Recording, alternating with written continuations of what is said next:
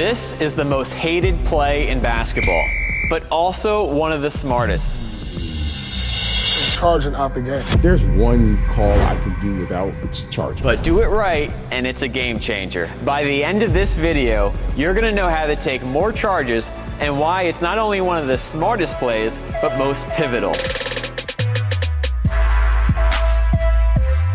Let's get into the 3 ways you can rack up more charges. And later in the video, we'll come back to the court and be joined by a special guest for even more tips and techniques. Let's dive into the film room to take a look at the top 3 ways to draw a charge, starting with the Helpside Charge. This used to be the most common situation to take a charge, requiring great off-ball positioning and defensive awareness to see cutters, rollers, or even drivers and be able to meet them outside the charge circle.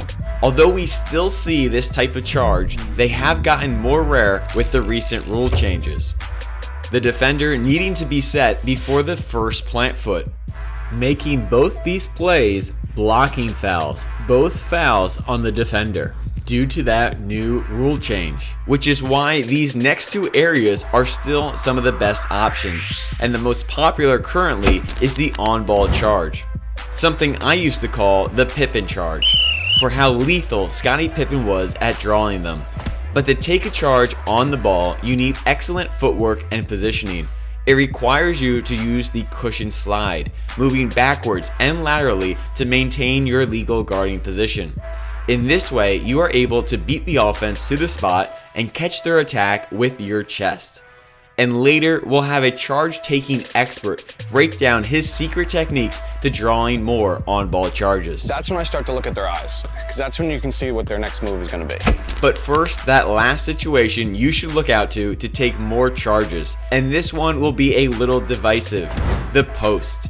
Especially when you're undersized, taking a charge might be your best and only option.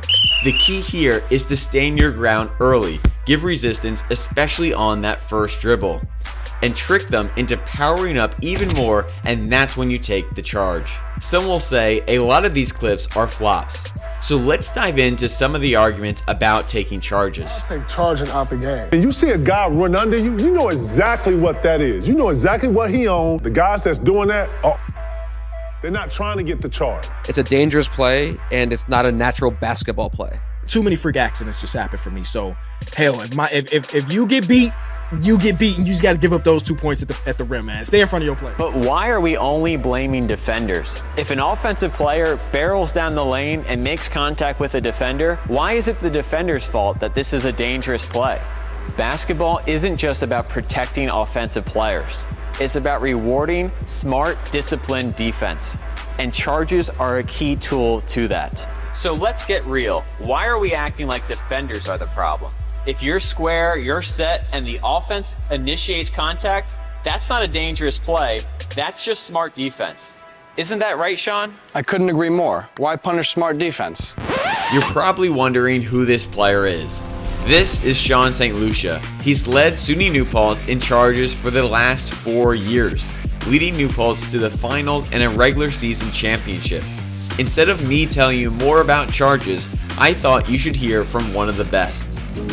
I mean, it starts with being physical. Like you always say, you can't make good plays out of position. His tendency is to drive. So St. Lucia, What's up, coach? you lead a program at New Paltz for 4 years in charges. That's not an accident. No. How do you get so many charges? Just doing what the coaches say, honestly. Knowing the scout, knowing personnel, being in the right place at the right time. Now, a lot of your charges come on the ball. Do you remember this play here? Yes, coach, for sure. For context for the people watching, this is a championship game. We're up 5 with 1:30 to go. The best player just got the ball on one of the best teams in the country. And here you are. What are you thinking here? This guy's definitely going downhill. Here you are. You line them up, and bang, you take the charge. It's so good that both officials call it. I mean, how do you have the courage to take that one? I mean, at the end of the day, you're not playing for yourself. You're playing for 13, 14, 15 other people. So you got to do what it takes at the end of the day. Kind of gets to the point where you're shoulder to shoulder with him, you can tell when he's right there, when he, in his eyes, when he wants to. Do you think guys change the way they attack you when you get a charge on them? I would say so. I mean, especially when it's on. If you want to watch the full one-on-one film room session with Sean St. Lucia, then check out my Substack for the full unedited version. But for this video, we gotta get back on the court so that we can learn these tips to taking more charges. Now in the film room, Sean, you also talked about mixing physicality with your ability to take charges. So how do you thread that needle, knowing when to be physical with a player? So most of the time you want to be physical. When you're being physical with someone throughout the course of the game, they usually are physical back, and that sets you up for charges. One thing we always talk about is when they get inside the three-point line, you have to meet them with contact. Especially when you start to get around the foul line, you can't let someone get in the paint over and over, give them space, because that's when they get easy baskets. So when someone's driving in the paint, you have to chest them up, and you're physical. When you hit them back over and over and over again like this, they start to get frustrated, and that's when they start to really drive in there, and that's when you can take a charge. All right, Sean, what's the first thing you're looking at here? I'm looking at to see who I'm guarding, if they're big, if they're a shooter or a driver, and if they're faster than me or not. If they're faster than me, I'll probably give them space. If not, I'll probably be more up in them. So if you're faster, you're gonna pressure them. Right.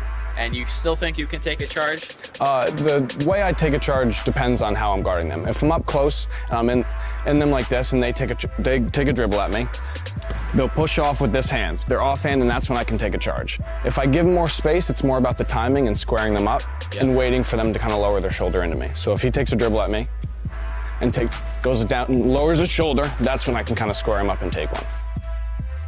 And so how are you making sure you're not getting a foul call every time you just hit a guy with your chest? Showing your hands is the biggest part. When he drives in, I'll show, I'm hitting, but I'm like this. I'm leading with my chest, throwing my hands out and trying to beat him in the spot. And if he beats me, I can't chest him up like this because that's a foul. I have to do that cushion slide, get back in front of him, and then meet him with contact. I think that's an important, let's stay on that, because a lot of players, they think they'll beat them, get chest to chest, but really they're chest to shoulder. Right. And so the second dribble, go ahead, Dak, it's just gonna be by me, and now I'm riding his hip. You have to know you're not cutting him off, right? You need to almost get to the outside shoulder, right? Yeah. That's when you can stand them up. Yeah, you're not trying to get to him first, you're trying to get to the spot first. So if I run to him, I'm just gonna foul him. If I run to right here and get here, I can wall him up. And that looks like some of the transition charges we saw too. That's right. What are you looking at maybe when a guy's attacking you? Are you just trying to square them up, look at their hips, or what are you looking at? So first, I always square them up. I put my back to the basket. That's where you want to be. And I look at their chest first when they catch the ball. When they first take a dribble and I get contact with them, that's when I start to look at their eyes, because that's when you can see what their next move is going to be. Okay, so I don't think we hear that a lot, especially as coaches. All coaches seem to say, just look at their hips, the hips don't lie. You're saying look at the eyes. Why are you saying that? I mean, everyone's got their own thing. It is what works for them. But when I look at their eyes, you can kind of tell where they're looking, who's open, and what their next move is going to be. So if I see someone looking over there, I can kind of shade to this way and make them go the other way. We talked about cushioning. We talked about the timing, what you're looking at. How do you make sure you're in position to take a legal charge and you're not opening your hips and doing all that stuff? So we call it the cushion slide. You want to move backwards and laterally. So instead of when he takes a dribble, jumping like this and maybe cutting him off, getting a foul, or opening up your hips so we can go right to the basket, you put this leg in the ground and you jump diagonal. That way you can keep him square and give him a little space, but also be able to take it when he comes in. So we're containing Dak as he's attacking. You're containing him, you're looking at the eyes, you're timing that dribble. Now the contact finally comes. How are you not getting hurt every time? So the big thing is you want to tuck your chin. You can't have your head snap back and hit on the ground. That's how a lot of people get concussions and get hurt. So when he makes the contact with you, you don't want to put your arms back either, because that's how you hurt your wrists. You drop your butt first, you tuck your chin, and you fall. Let's see it. All right, let's do it. Oh yeah! Taking a charge is not just about throwing your body around. It's about IQ, timing, and reading the game. And of course, a little bit of courage. So why do some people hate charges? Because they can completely flip a game. You're not just forcing a turnover and getting the ball. You're putting a foul on one of the other team's players and maybe putting them closer to foul trouble. And if they're in foul trouble and they get subbed out, think about it. No points have ever been scored from the bench. Not to mention, that foul could put your team closer to the bonus, and of course, a charge radiates energy and momentum for your team. That's why charges matter. They're not just about toughness, They're about completely flipping the momentum of a game. And if you're ready to turn your toughness into a complete defensive skill set, we've got 2 options for you. Get the Toughness Clinic, where you'll see the drills and philosophy of developing the skill of real toughness. Or dive into the Lockdown Academy. 100 plus hours of video, advanced drills, and the secrets to becoming an elite defender. Click the link below to lock in your spot and let's get to work. At the end of the day, charges might be the most hated play in basketball, but they're also one of the most impactful ones. So what do you think? Are charges one of the smartest plays in basketball, or are they dangerous and reckless and should be banned? Let me know in the comments below. And if you're ready to master that technique, you know where to find me. As always, I'm Coach Mike with Lockdown Defense. Keep up the hard work.